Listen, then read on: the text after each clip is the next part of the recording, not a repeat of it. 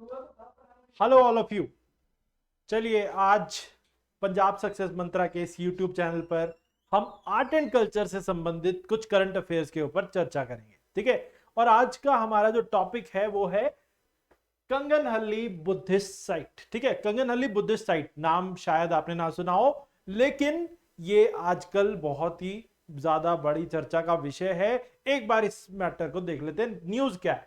Archaeological survey of India ने जो है एक कंजर्वेशन प्लान जो है वो लॉन्च किया है कंगनहल्ली बुद्धिस्ट साइट का, और इसके ऊपर जो है archaeological survey of India 3.5 crore रुपए खर्च करने वाला है। तो ये कंजर्वेशन प्रोजेक्ट है, इसको बचाने का, इसको वापस से जीवंत बनाने का ये जो प्रोग्राम है पूरा, इसमें 3.5 करोड़ रुपए लगने वाले हैं आर्कियोलॉजिकल सर्वे ऑफ इंडिया के।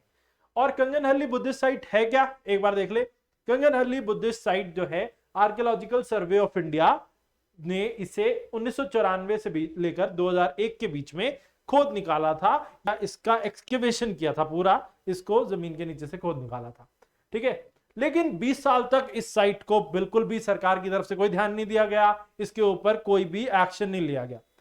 अब जो है ये एक बार मैं आपको इसकी लोकेशन दिखा दूं मैप पर, एक बार इसकी लोकेशन देख लो। कर्नाटका में जो है एक कालबुर्गी डिस्ट्रिक्ट जो है, कालबुर्गी या गुलबर्ग, आप एक ही बात कह सकते हो, ये एक ही डिस्ट्रिक्ट के दो नाम हैं। तो इस जगह पर मौजूद है ये पुरानी एक Buddhist site Kanaganahalli ancient Buddhist site, ठीक है।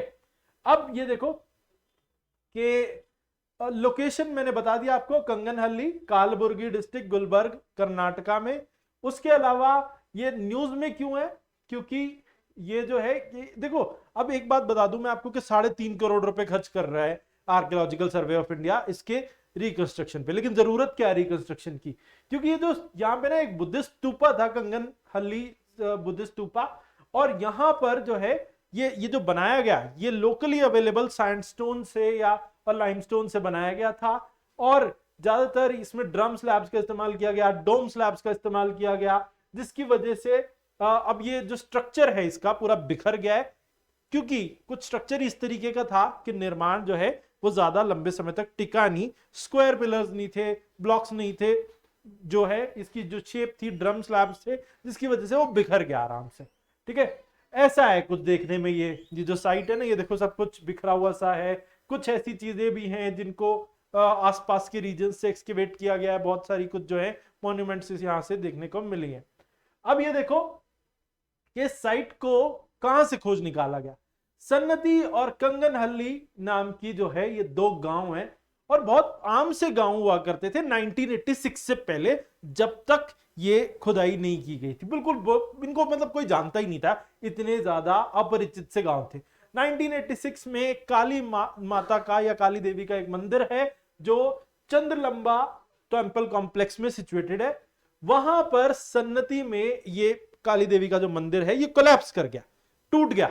अब उसको रिस्टोर करने के लिए या उसको ठीक करने के लिए जो है, उसकी डेब्रिज को हटाने के लिए एक टीम गई, और वहां पे उसको क्लियर करते हुए उन्होंने क्या पाया कि भैया यहां तो अशोका के समय के कुछ एडिक्ट्स पाए जा रहे हैं, जमीन से अशोका के समय के कुछ अवशेष निकल रहे।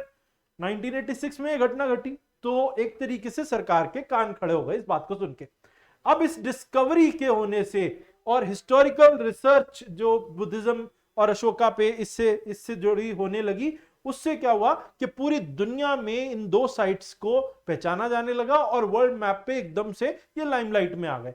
तो ये है कर्नाटका में कालबुर्गी या गुलबर्ग डिस्ट्रिक्ट में जो है आपको मिलेगी ये एंशिएंट बुद्धिस्ट साइट कंगनहल्ली, ठीक है।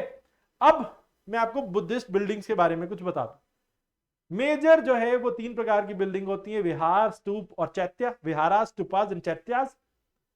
रॉक कट केव्स जो है, मैं आपको बता देता हूं कि ये बड़े बड़े पत्थर और चट्टानों को काट के बनाई जाती है, नाम ही रॉक कट केव्स है।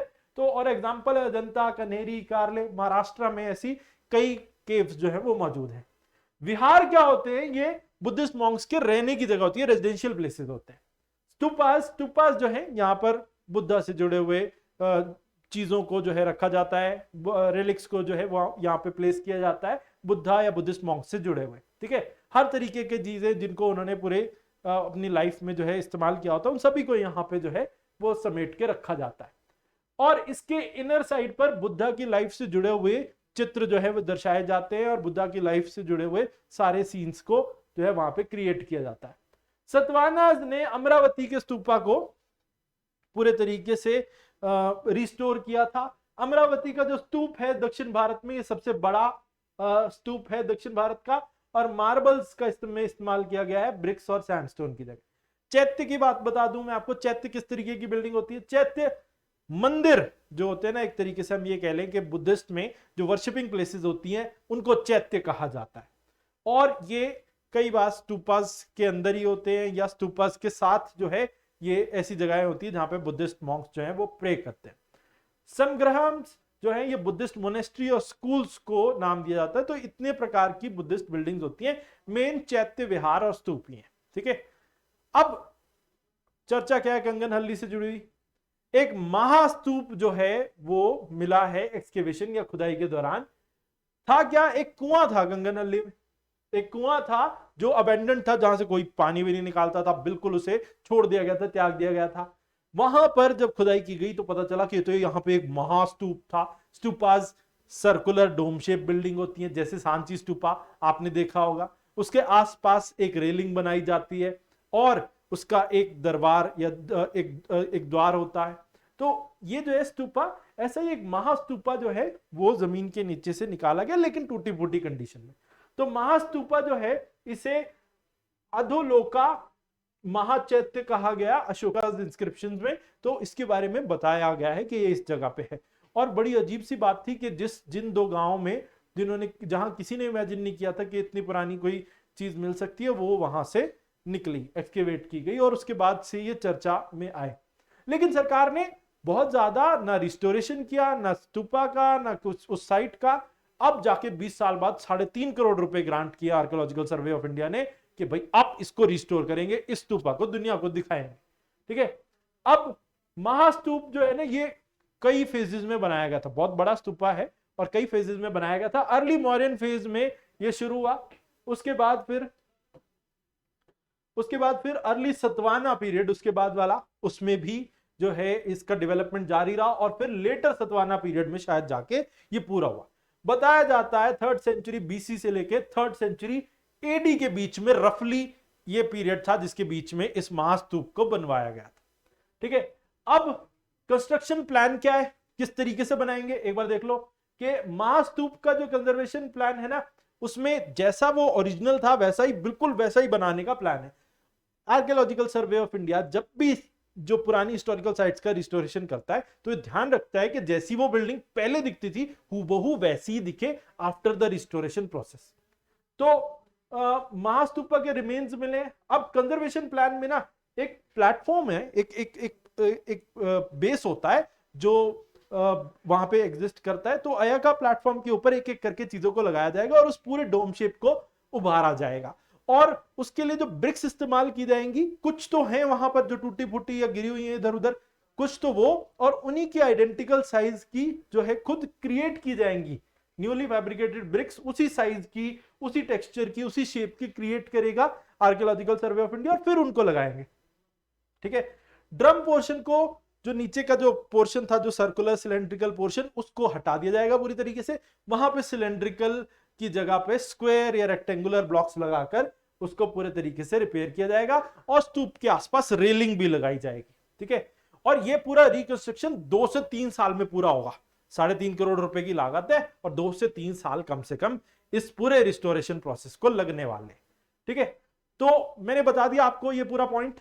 कंगनहल्ली एंशिएंट बुद्धिस्ट टाइप स्तूपा, और ये मिला कहां से है? ये कर्नाटका से, कर्नाटका के कालबुर्गी या गुलबर्ग डिस्ट्रिक्ट आप कह सकते हो वहां से।